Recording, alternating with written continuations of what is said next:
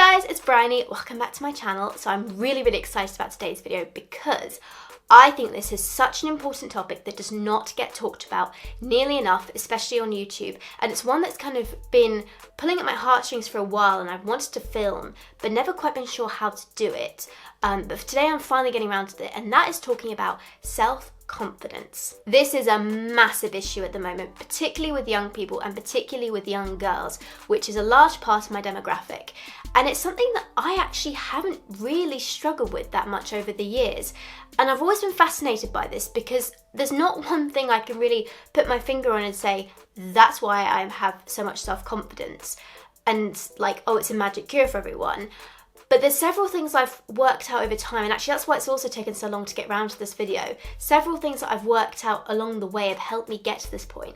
And I really wanted to share that advice with you guys because I think there are so many people who could really benefit from learning ways to become more self-confident in their everyday lives. So those are some of the reasons why I'm making this video. And actually, I think this might turn into a bit of a series because there's so many different bits of advice and things you can do to boost your self-confidence. I think it'd be really good to start a conversation around it with this video and see what you guys would like to get more advice on or would like more support with when it comes to self-confidence, and then I can build that into the other videos to come afterwards. But I really wanted to get going with this video, and to start with, I'm going to share with you a bit of my history and the things that I think at least have influenced me in why I'm so self-confident today. So if you're not familiar with me, my name is Bryony and I'm a menstrual health activist. I run my own business called Precious Stars, which sells eco-friendly menstrual products, and I started that when I was 15 after I became very ill with something called Lyme disease, and it caused me to have to drop out of school. I never finished my GCSEs, did A-levels or went to university, but I do run a successful business and I run this channel talking about all things menstrual health related, in particular talking about reusable menstrual products. So first of all, to even be online at 15 showing your face talking about periods is something that requires quite a bit of self-confidence in and of itself. So like I said, it's something I've always had. But if I go back to my younger years, I was just always different. Very vivacious, very bubbly, quite confident as a very young child. But as I got older, I started to struggle with this, for the main reason being at that age, I was dyslexic. I left my state school when I was around 7 years old and I moved into a very academic private school, which was horrible. It didn't suit me at all, and I kind of slowly had my self-confidence just crushed away because they didn't think I was bright or good at anything. And I had a teacher at that point essentially tell my parents that they never thought I'd achieve anything. Fortunately, and this is one of the main reasons I think I am so self-confident, I have fantastically supportive parents who have always made it clear that they accept me for who I am and support me in every way, and being different and being dyslexic was never an issue. And because they were so supportive, they moved me out of that school after just 2 years into a more creative performing arts independent school. This school was 10 times better and I absolutely thrived at this new school. I went from being in the bottom of the bottom sets for every subject in my previous school to being in the top sets for every subject in my new school. It was really dramatic how different it was. And I felt much more supported and they taught in a way that worked for me, and it was great. But it was a small school and I didn't have a lot of people to connect with, and therefore I only really made one close friend. And she ended up leaving at the end of year 9. So for year 10 and halfway through year 11 when I then left, I kind of felt a bit adrift. I did get on with other people and I had other friends, but no one I was very close to. And I also didn't really stay in touch with that friend who left after year 9. So I was a bit on my own for a while. And I was definitely what I would describe as a bit of a drifter. There were two main groups at my school because by the time I left, there were only 15 children in my entire year group. Very small school, like I told you. In like year 7 it was 30, and then gradually we lost kids over time. That's very common.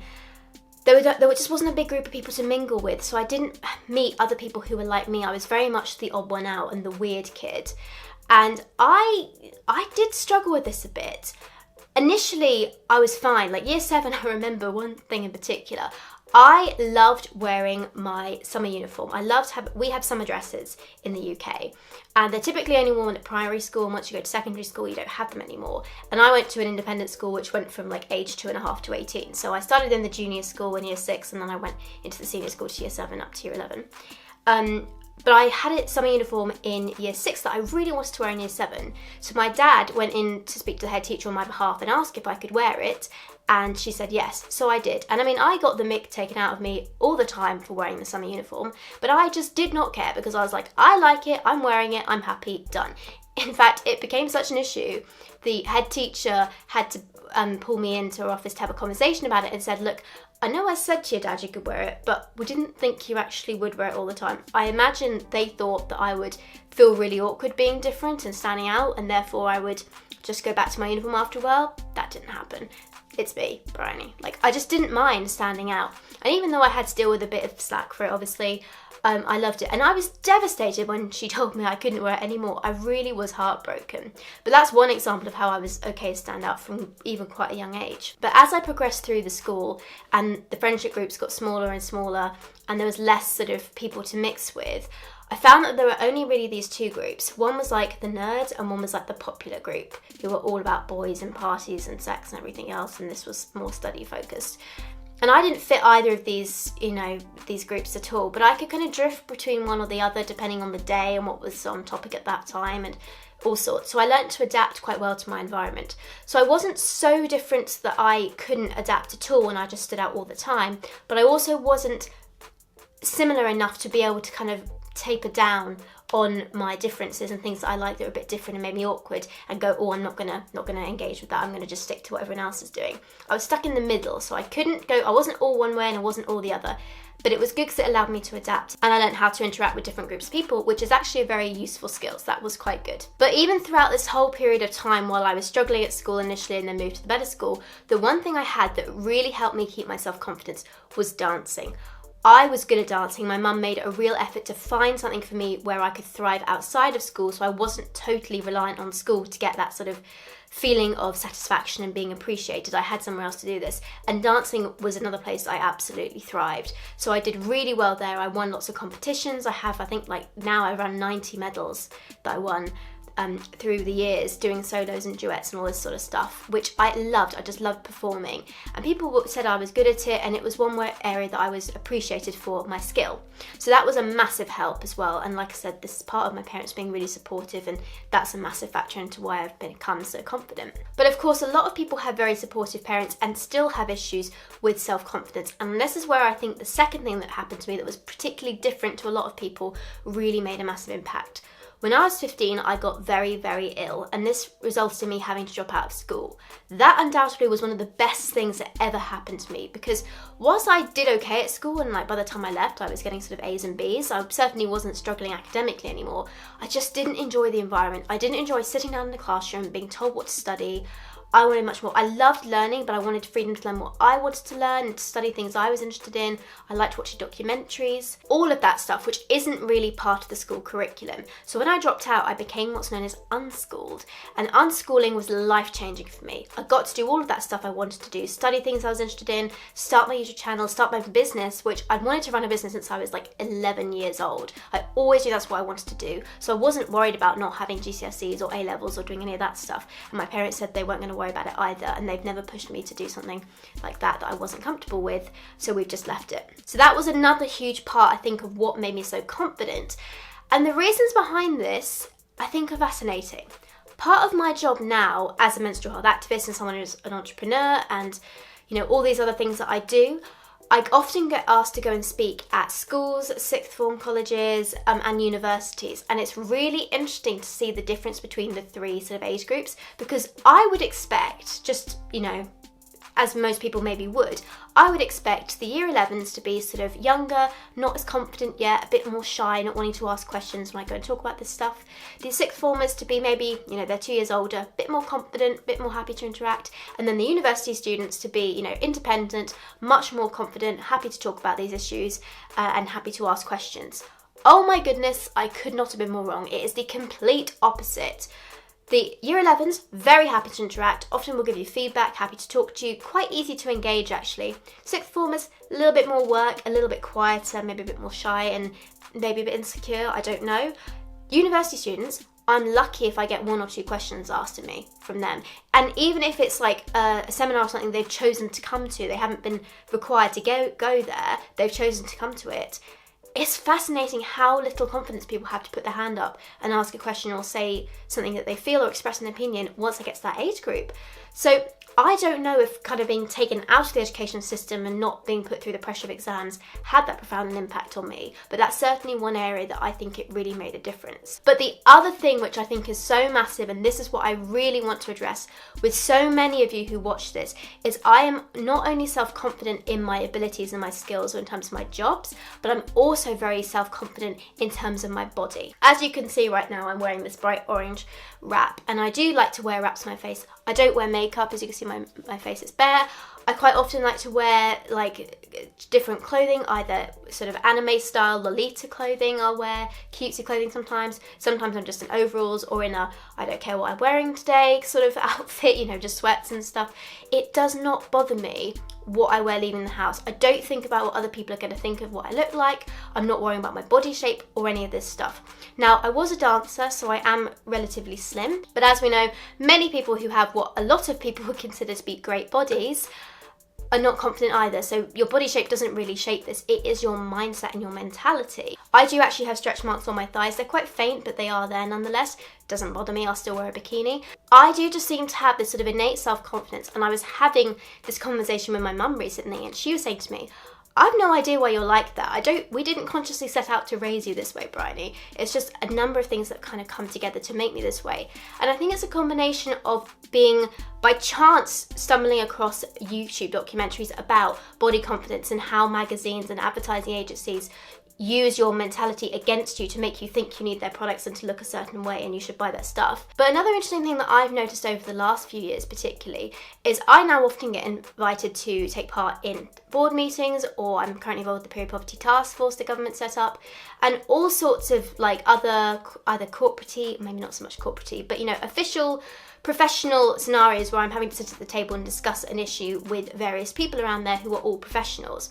And even though I'm usually the youngest one there, if not one of the youngest, I often am one of the first people to speak up and share my opinion on something or express a view.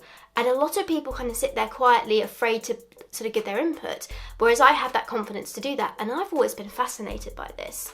And I've noticed it particularly over the last 2 years, that even when I was new to this, I was kind of happy to put myself forward and just give it a go. Whereas a lot of people have lost this ability to take a chance. There's a real fear of failure, and that I think permeates a lot of our life in society today. Fear of failure, fear of not being good enough, and that's such a massive issue we face. So now that I've given you an overview of my own self-confidence, I really want to start giving you some tips and things you can start with today to get your self-confidence back up, and we're going to start working on that and improving it over the next few videos I'm going to do in this sort of series. Do you know what? This topic is so important to me. I even wrote down notes before I did this video, which I never do. I usually just sort of have an idea in my head of what I want to do, sit down in front of the camera, and then see what happens, which is often why I talk so quickly, and I do apologise for that.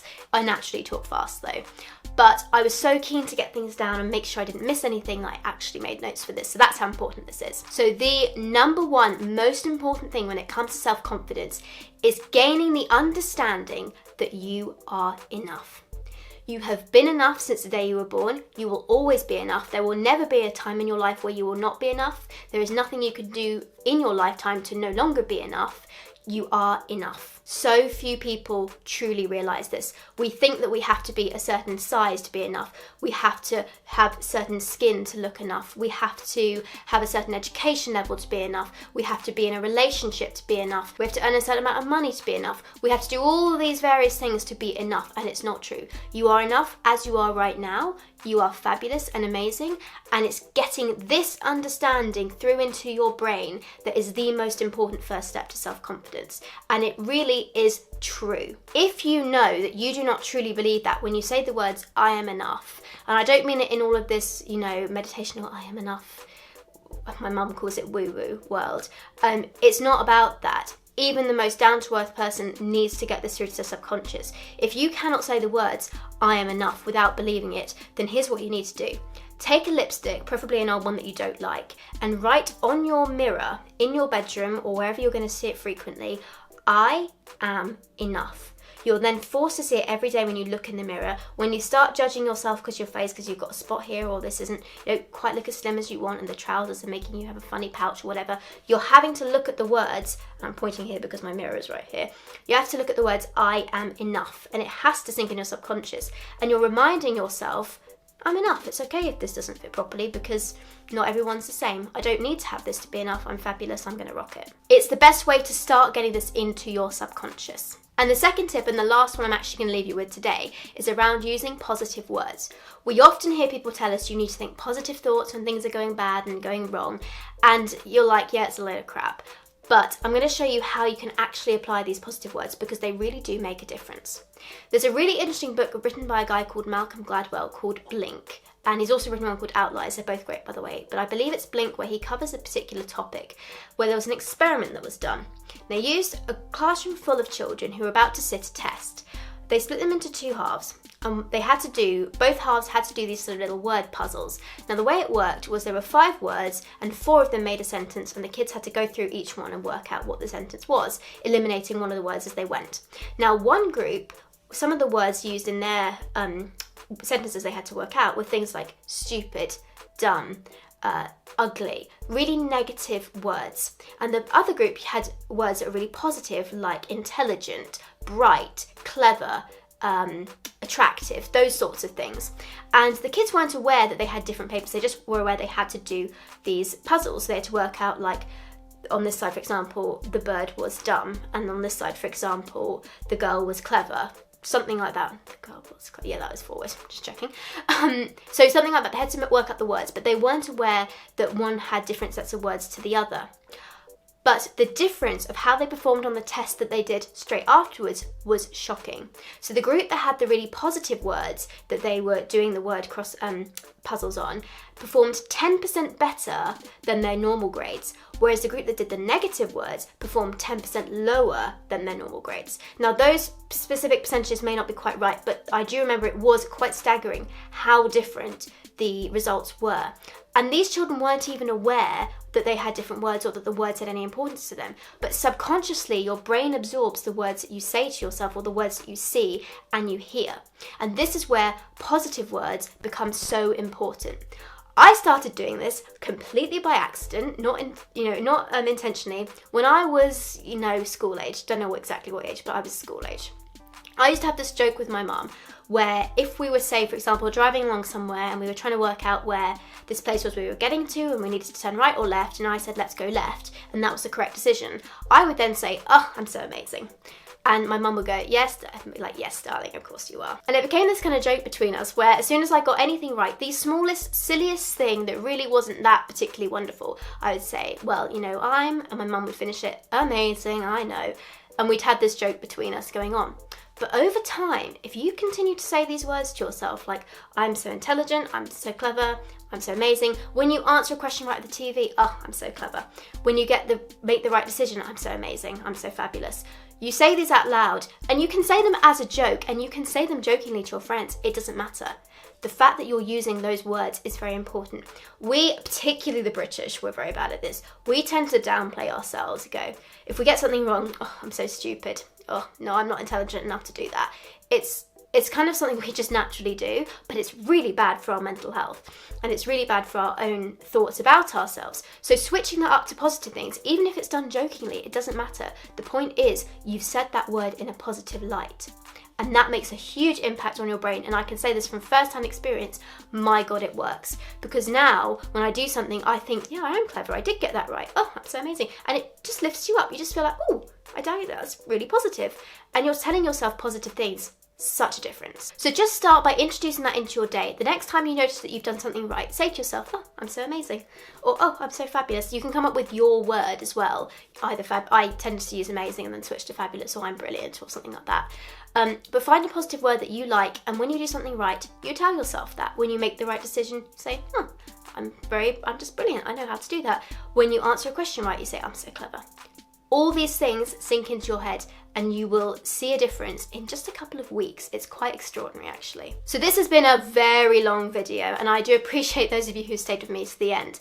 Like I said, I want to turn this into a series. So as you can see, you can't comment down below, but that's not my decision, it's YouTube's. I've talked about this in other aspects. It's because they think I'm a minor and I can't appeal the decision and all this other stuff. But I am active on social media on my Facebook and my Instagram pages, which are linked down below, so you can go and check those out. I will post a picture there from this video where you can share your thoughts and views, and if you have anything you'd like me to address particularly that you would like more self-confidence in, or any tips in, or sharing any advice if this video helped you to realise anything, that would be really great, and share that with other people. And I want to start this conversation and see if we can actually make a difference, because I'm always really keen on being a positive influence and having a positive impact on as many people as I can. And if I could do that with these videos, then I would absolutely love to. Thank you so much for watching, guys. Do please subscribe, and I will see you next week. Bye bye, everyone.